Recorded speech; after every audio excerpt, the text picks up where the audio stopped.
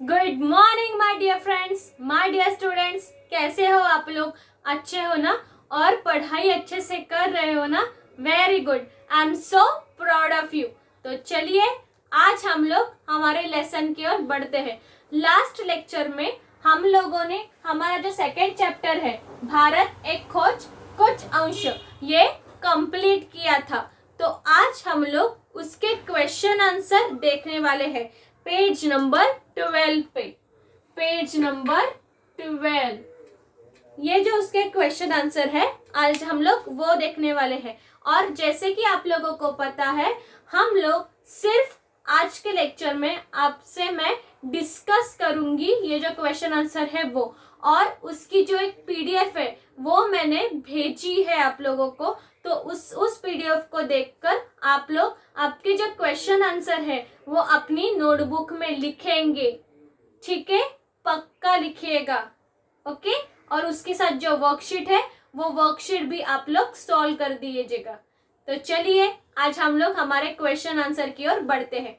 Page number 12, बातों में आपके अनुसार भारत माता क्या है? उन्होंने पहला क्वेश्चन क्या पूछा है?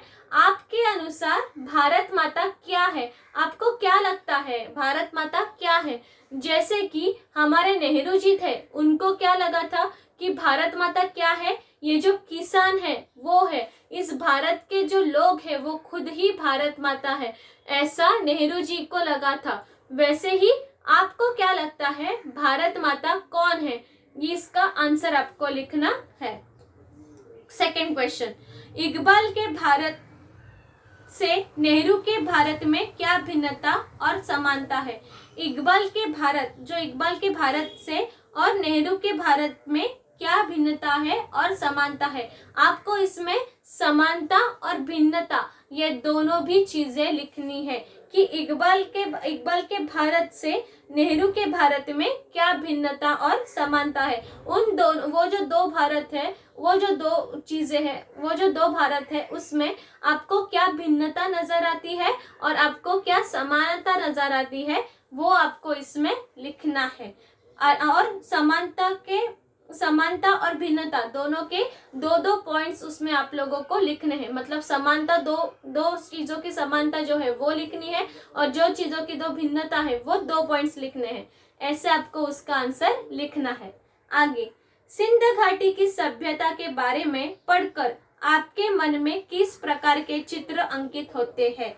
आप लोगों ने जो सिंध घाटी की सभ्यता के बारे में पढ़ा, आप लोगों को हिस्ट्री में भी सिंधु घाटी की जो सभ्यता है उसका पार्ट है।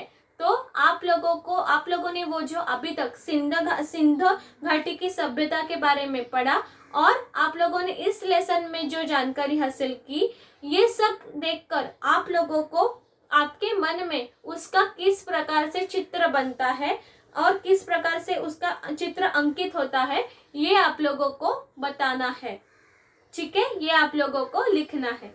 नेक्स्ट, नेहरू जी की तरह एक बाहरी आलोचन की नजर से भारत की समकालीन परिस्थितियों की विवेचना करें। जैसे ही नेहरू जी ने एक बाहरी आलोचक की नजरिए से, उस दृष्टिकोण से भारत की ओर देखा, भारत की संस्कृतियां जो होती है उनकी तरफ देखा, तो वैसे ही आपको भी एक तटस्थ आदमी बनकर, मतलब एक बाहरी आलोचक बनकर, आपको भारत की समकालीन परिस्थितियों की विवेचना करनी है। मतलब एज अ थर्ड पर्सन आपको इन सारे ये जो सारा भारत है, ये जो भारत का पास्ट था, उन सब जगह पर देखना है और उसके बारे में आप लोगों को विवेचना करनी है, जैसे नेहरू जी ने की है, ठीक है? नेक्स्ट, भारत की कोई एक ऐसी बात जो आपको बहुत पसंद या नापसंद हो और क्यों? इसमें भी आप लोगों को भारत, ये जो हमारा भारत देश है, उसकी एक पसंद की बात जो आप लोगों को भारत देश की बहुत पसंद है, और एक ऐसी बात जो आप लोगों को भारत देश की बिल्कुल भी पसंद नहीं है, ऐसी 2 बातें आपको लिखनी है इस प्रश्न में, ठीक है? समझ में आ गया आप लोगों को? Very good. और फिर से मैं एक बात आपको दोहराना चाहती हूँ, जो बातों बातों में ये क्वेश्चन होता है, ये प्रश्न होता है, वो आपको खुद को सॉल्व करना है। इसके आंसर मैं आप लोगों को नहीं दूंगी, इसके आंसर मैं आप लोगों को नहीं दूंगी, वो आप लोगों को खुद ही सॉल्व करने हैं और वो जो है वो अच्छी तरीके से लिखना है। मैं आप लोगों को सिर्फ वो जो प्रश्न है वो समझाऊंगी और बाकी के जो है कलम की सवारी होने दो, पढ़ते पढ़ते होने दो, ये जो सब चीजें हैं वो जो क्वेश्चंस है उसके आंसर मैंने आप लोगों को पीडीएफ में दे दिए हैं। ठीक है, चले आगे। चलिए, कलम की सवारी। नेहरू जी भारत की किस बात की सबसे ज्यादा आलोचना और प्रशंसा करते हैं? उन्होंने पहला क्वेश्चन हम लोगों को क्या पूछा है कि नेहरू जी जो है वो भारत की किस बात की सबसे ज्यादा आलोचना और प्रशंसा करते हैं। कुछ क्या ऐसी चीज है जो नेहरू जी जो है वो उसकी प्रशंसा करते हैं कि भारत में ये चीज बहुत अच्छी है, और ऐसा क्या है कि वो आलोचना करते हैं हमारे भारत की। तो उसका आंसर हम लोग क्या लिखेंगे? उसका आंसर हम लोग लिखेंगे भारत के वर्तमान के साथ साथ अतीत से संबंधित बहुत से देखे गए अवशेषों को नेहरू जी ने नापसंद किया और भारतीय सभ्यता व संस्कृति की मजबूरी, लचीलेपन व विकासशीलता को पसंद किया। जो हमारे नेहरू जी थे, उन नेहरू जी ने क्या किया? जो भारत के वर्तमान के साथ साथ अतीत से संबंधित बहुत से देखे गए अवशेषों को उन्होंने नापसंद कर दिया। और इतना, और ये हो गया उनकी नापसंद चीज। और उन नेहरू जी ने भारतीय सभ्यता और संस्कृति की मजबूती, लचीलेपन व विकासशीलता को पसंद किया। ठीक है, ये हमारा आंसर हो गया पहले का। चलो अभी दूसरा क्वेश्चन का आंसर देखते हैं। उचित शब्द लिखकर वाक्य पूरे करें। आप लोगों को फिलिंग द ब्लैंक्स पूरी करनी है। पहला, उत्तर पश्चिम में स्थित डैश घाटी में मोहनदोजड़ो है। कौन से घाटी में मोहनदोजड़ो है? राइट, सिंधु घाटी में मोहनदोजड़ो है। उसका आंसर कैसे आएगा पूरा? उत्तर पश्चिम में स्थित सिंधु घाटी में मोहनदोजड़ो है, ये उसका पूरा आंसर आएगा। ठीक है, नेक्स्ट। आधुनिक भारतीय सभ्यता का आधार ठेठ डैश है। आधुनिक भारतीय जो सभ्यता है उसका आधार ठेठ क्या है? राइट, उसका आधार है भारतीयपन। उसका आधार है भारतीयपन। तो उसका आंसर कैसे आएगा? आधुनिक भारतीय सभ्यता का आधार ठेठ भारतीयपन है। ठीक है, समझ में आ गया आपको? नेक्स्ट, जिस चीज का सबसे अधिक महत्व है वह है डैश। आप जो उन्होंने बताया है कि किस चीज का अधिक महत्व है। किस चीज का अधिक महत्व है? किस चीज का? राइट, भारत की जनता। उसका आंसर है भारत की जनता। जिस चीज का सबसे अधिक महत्व है वह है भारत की जनता। ठीक है, नेक्स्ट। सिंधु घाटी सभ्यता डैश के बेहतरीन समायोजन का आदर्श नमूना है। तो ये जो क्वेश्चन है उसका आंसर हम लोग ऐसे लिखेंगे, एक तरह से तुम खुद ही सिंधु घाटी की सभ्यता की एक विशेष पर्यावरण के साथ मानव जीवन के बेहतरीन समायोजन का आदर्श नमूना है। ये पूरा का पूरा उसका फिलिंग द ब्लैंक्स है। क्या? विशेष पर्यावरण के साथ मानव जीवन के, ये पूरा का पूरा उसका फिलिंग द ब्लैंक्स है। तो उसका पूरा आंसर कैसे आएगा? सिंधु घाटी सभ्यता एक विशेष पर्यावरण के साथ मानव जीवन के बेहतरीन समायोजन का आदर्श नमूना है। ठीक है, नेक्स्ट। एक तरह से तुम खुद ही डैश हो। एक तरीके से तुम खुद ही क्या हो? क्या हो? राइट, भारत माता। एक तरह से तुम खुद ही भारत माता हो।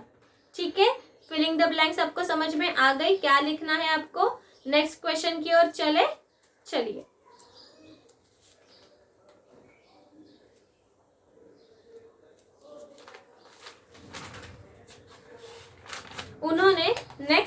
क्वेश्चन हम लोगों से पूछा है, आपके अनुसार इस पुस्तक को नेहरू जी ने भारत एक खोज शीर्षक क्यों दिया?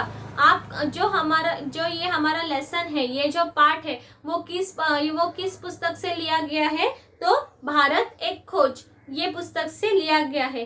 तो आपको क्या लगता है, नेहरू जी ने, आपके अनुसार नेहरू जी ने इस पुस्तक को भारत एक खोज ये शीर्षक क्यों दिया होगा? क्या लगता है आप लोगों को इस बारे में? राइट, तो हम लोगों को लगता है, हम लोग इसका आंसर कैसे लिखेंगे? हमारे अनुसार। इसका स्टार्ट हम लोग कैसे करेंगे इस आंसर का? हमारे अनुसार इस पुस्तक को नेहरू जी ने भारत एक खोज शीर्षक दिया क्योंकि इस पुस्तक में भारत का जो अनदेखा रूप है उसके बारे में बताया गया है और नेहरू जी ने उस प्राचीन भारत की खोज करने का उसमें प्रयास किया है। मतलब हम लोगों को ऐसा लगता है कि नेहरू जी ने इस पुस्तक को भारत एक खोज ये नाम दिया, ये शीर्षक दिया होगा क्योंकि इसमें हम लोगों ने जो अब तक जो भारत देखा नहीं है, जो हम लोगों के लिए अनदेखा भारत है, उसके बारे में इस पुस्तक में नेहरू जी ने हम लोगों को बताया है। इतना ही नहीं, तो इस पुस्तक में, ये जो पुस्तक है उसमें नेहरू जी ने जो भारत के जो खोज करने का प्रयास इस पुस्तक में किया है। इसीलिए हम लोगों को लगता है कि इस पुस्तक को भारत एक खोज यह शीर्षक हमारे नेहरू जी ने दिया होगा। ठीक है, समझ में आ गया आप लोगों को? ओके, तो चलिए अगले क्वेश्चन की ओर। भारत भ्रमण के दौरान नेहरू जी को क्या क्या देखने को मिला? ये जो भारत भ्रमण के दौरान जो उन्होंने नेहरू जी ने भारत भ्रमण किया, उसमें नेहरू जी को क्या क्या देखने को मिला?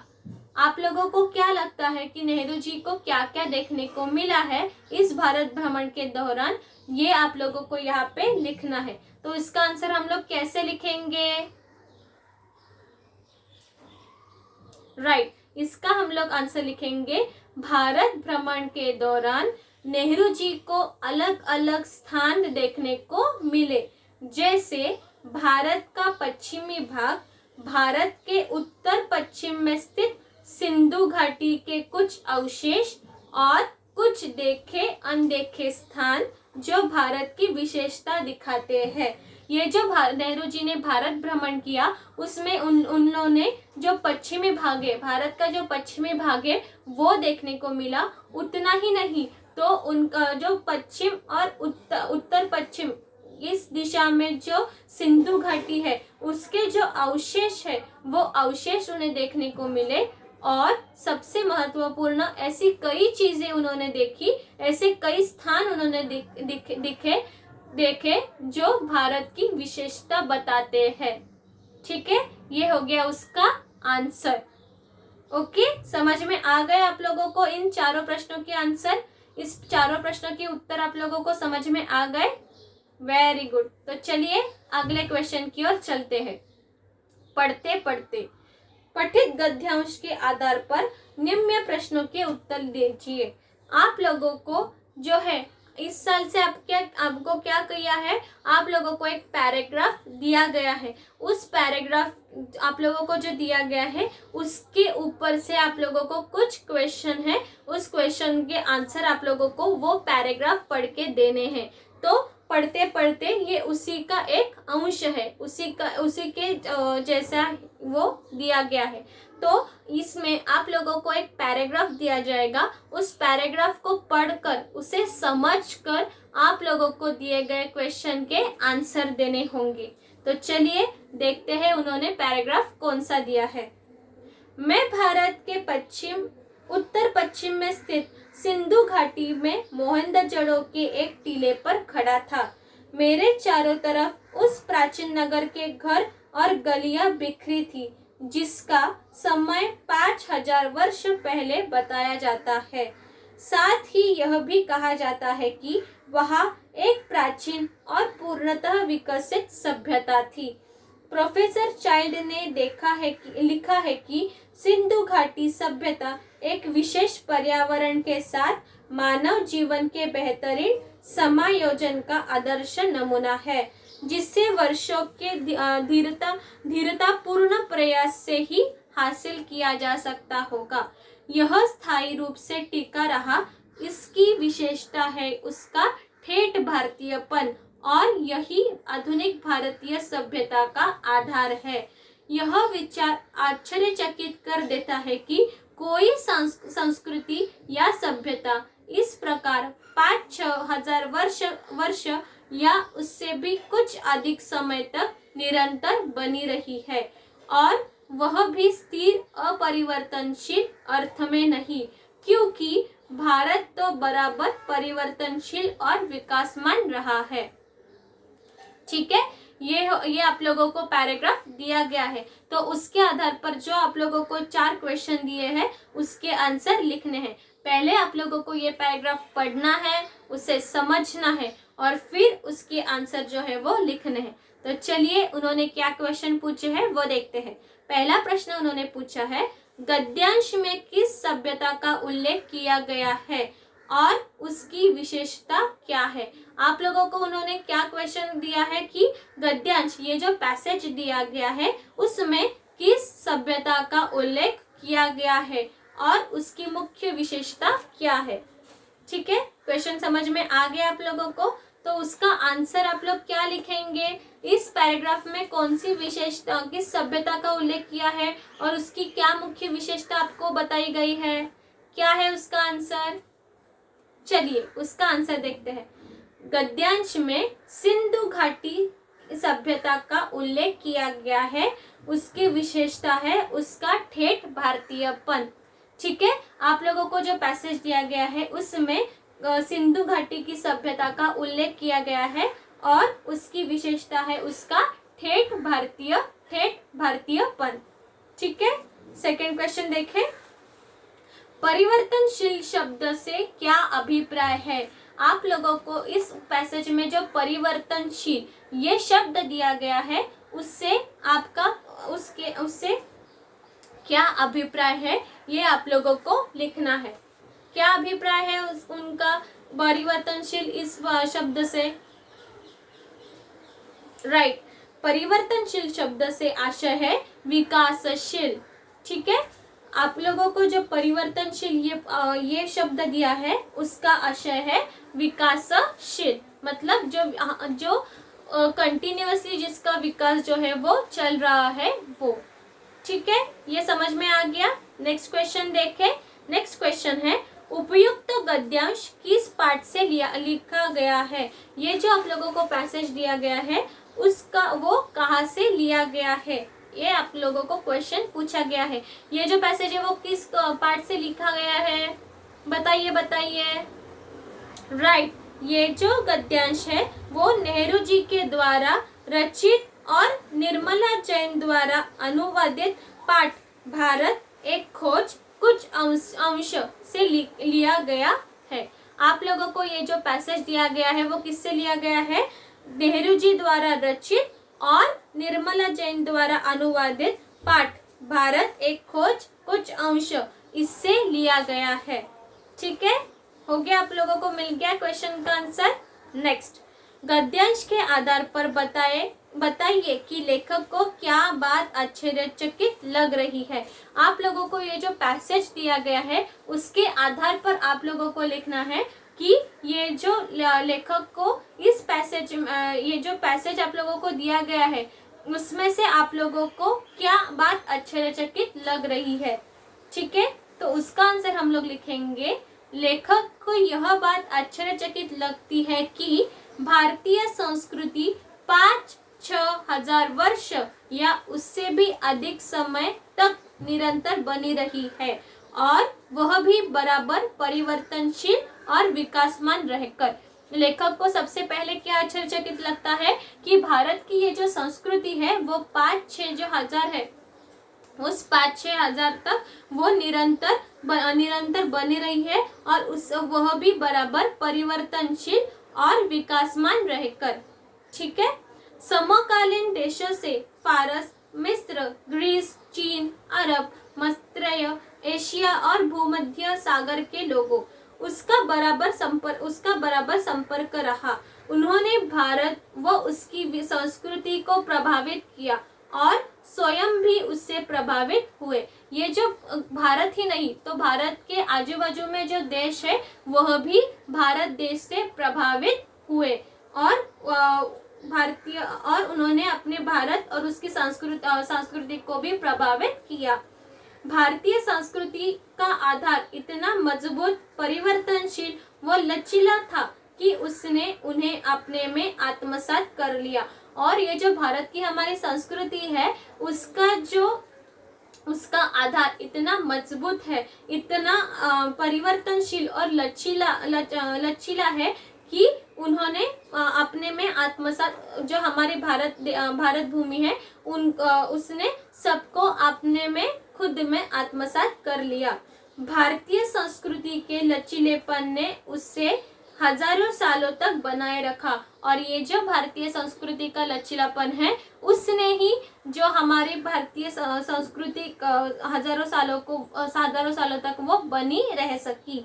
अन्य संस्कृतियां व सभ्यता समय अनुसार जैसे जन्मी थी उसी तरह पतन के गर्त में समा गई, परंतु भारतीय सभ्यता अभी भी बनी हुई है। और ये जो बाकी की जो सभ्यता थी वो जो संस्कृतियां थी जो सभ्यता थी वो समय के अनुसार धीरे धीरे नष्ट होने लगी, नष्ट हो गई।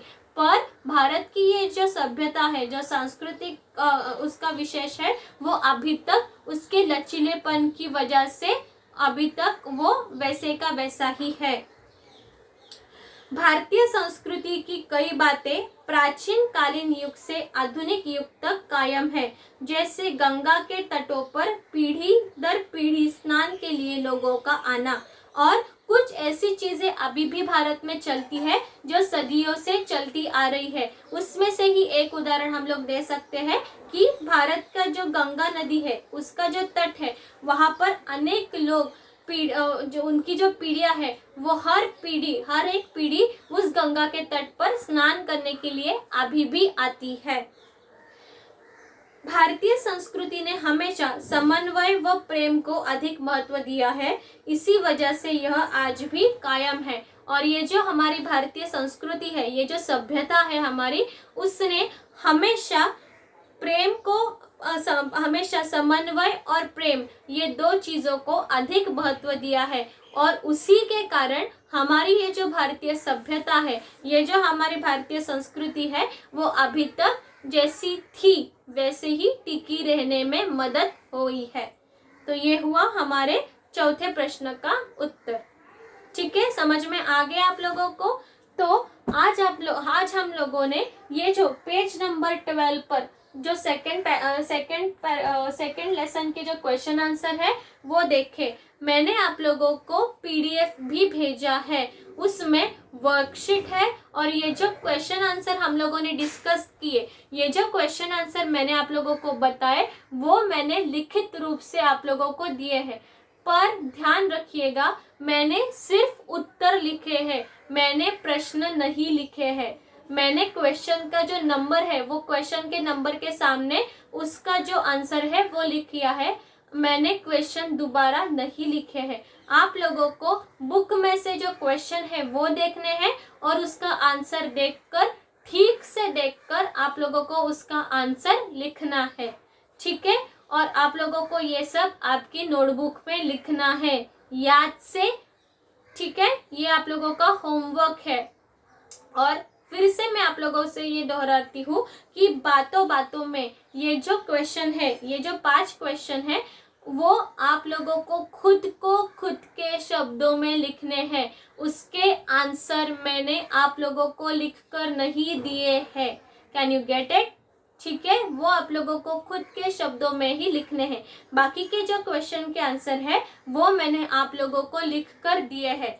और फिर से मैं आप लोगों को ये बात याद दिला दूं कि मैंने सिर्फ आंसर लिखे हैं, मैंने क्वेश्चन नहीं लिखे हैं। आप लोगों को उस क्वेश्चन को बराबर से देखकर उसका जो क्वेश्चन नंबर मैंने दिया है उसे टैली कर कर आप लोगों को उसके आंसर लिखने हैं।